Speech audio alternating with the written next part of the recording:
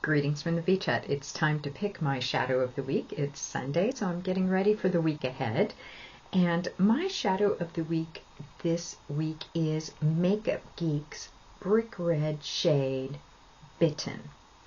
And this was a difficult one for me to choose. I've been wanting to do this for quite some time, actually. I've really had this on my mind. But I couldn't quite adjust to it as a summer shade. I kept thinking, don't know if I can make it work for summer. What finally decided me was swatching, because I realized when I swatched just how easy these shadows are to use and how easy they are to pair. I have the wilder kind of Makeup Geek colors. There's a bunch of neutrals that you could choose, but I of course went for the really vibrant kind of out there colors. But just to show you, there's Bitten, there is Mandarin,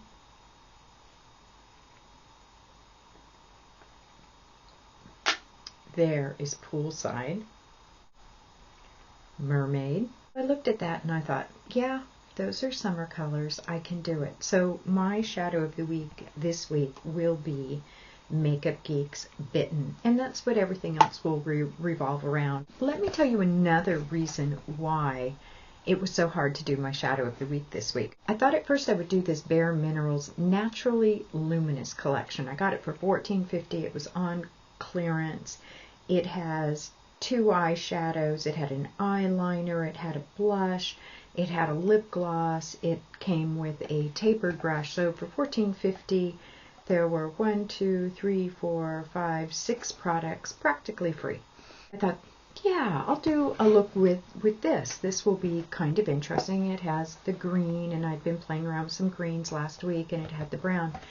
But the more I start to work with Bare Minerals, the more I started to realize I was having problems, because I went to talk about Bare Minerals, and Bare Minerals is difficult to talk about for several reasons.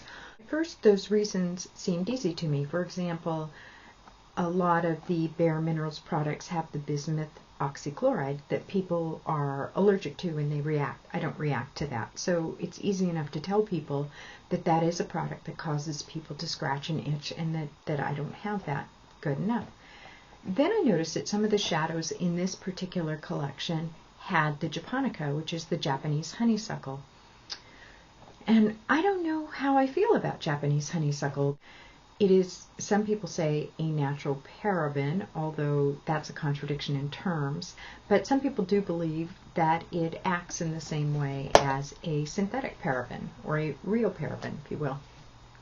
And there's no science on it. Basically, there's kind of conjectures or hypotheses on both sides that have been untested. So I'm kind of like, don't know what to do about that. So far it's just been super, super easy to avoid. Some of the 100% pure products have it, but their cosmetics have tended not to, and that's mostly what I use is their makeup as opposed to their skincare, although I am using and trying some of their skincare right now. But for the most part, I haven't had to really deal with that. So that was another issue. Then comes the animal testing. And the animal testing for Bare Minerals is difficult. Bare Minerals itself does not test on animals. It hasn't. Bare Minerals in its incarnation was a very natural company. There have been a couple of things that have haunted them, mainly the fact that their products were all loose minerals and people started to worry about all that mica floating around and breathing it in. I still use a fair number of pigments, and at some point I'll have to wrestle that beast down. But for now, I just use my pigments and enjoy them. And, occasionally find myself either pressing them or foiling them, something so that I'm not inhaling them quite so much, putting them on brushes, swirling them around, sending them into my lungs. So they had that kind of haunting them. But the big thing with Bare Minerals is that Shiseido bought them. Now, Shiseido in animal testing, if you read what Shiseido says about animal testing, it's pretty much, we have to do it, therefore we do it. And they have all sorts of claims about why they need to do it, and they assure us that they follow the guidelines that are established by the Japanese government for the fair treatment of animals, etc., etc. But I think there really probably are at this point enough arguments to show that there are ways that you get accurate tests without using animals. So this company that was once a company that was natural and that didn't test on animals, now belongs to another company. In terms of animal testing, most people, if they find a parent company does do the testing on animals, that's enough. They say, okay, that's it. I'm not going to support that. I'm not going to support it just because they're using another brand name. They are still doing the animal testing. So I started to think about it, and I thought, what would I miss from Bare Minerals? I mean, what would be the thing that I would miss? A, their clearance rack. I love going to the online clearance rack and shopping there and getting things for, practically free. B, their lip products. I'm almost out of my Thistle lip liner. I haven't thought about a lip liner in years. I just gravitate towards Thistle. I go to it. I use it for everything. That's all I do. 3, their Buxom Big and Healthy lipsticks. So those would be the 3 things I would miss. Their pigments, but their pigments are going to be very easy to replace. There's no problem with that, and I don't need to replace them for 100 years because I have 100 of them stacked up. So it's decision time for me. Will I place another order with Bare Minerals? And I started to think about it, and I thought, I'm not completely ready to say I'll never buy another Bare Minerals product. I'm not completely ready to say I will. I'm on the fence. And so what I decided to do was to do a pause. It's not a no buy. It's not a yes buy. It's just a pause. I'm going to pause, and I'm going to reflect, and I'm going to look for some different lip liners. It has to be retractable because I can't stand sharpening pencils. It needs to be natural, organic. It needs to be good on the animal testing front. I want to see if there's something by Physicians Formula in the store. Haven't looked there yet. Milani checks out in terms of animal testing, but goodness gracious, to get the ingredients for a Milani lip liner, not sure what's in those puppies, but it seems to be top secret. So not sure about the Milani. Looked at e.l.f., it has meth, don't want meth. So in the market for a new lip liner. It's not putting the stake in my heart yet because I still have a lot of my Big and Healthy Buxom lip products. If I had to go and run out of Shanghai, would I not go and purchase it? Yikes, not sure. But for now I'm in a pause, and I found, since I'm nattering on anyway, when I went on a diet, I was not good at wholesale reformation of my habits. I lost weight very slowly over time, and I did it by taking little tiny steps, like replacing one thing a week. And one of the strategies that worked for me is that when I would want, say, a donut, if you say to me, no, you cannot have that donut, I will eat 12 of them, just to show you that I can indeed have that donut.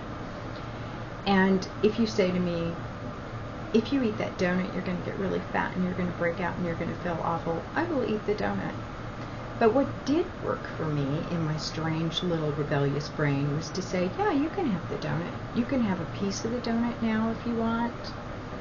Or you can wait and have the donut tomorrow. It'll be there then. Just a pause. And lo and behold, that worked for me. So I will do the same with this. I'm just on a Bare Minerals pause.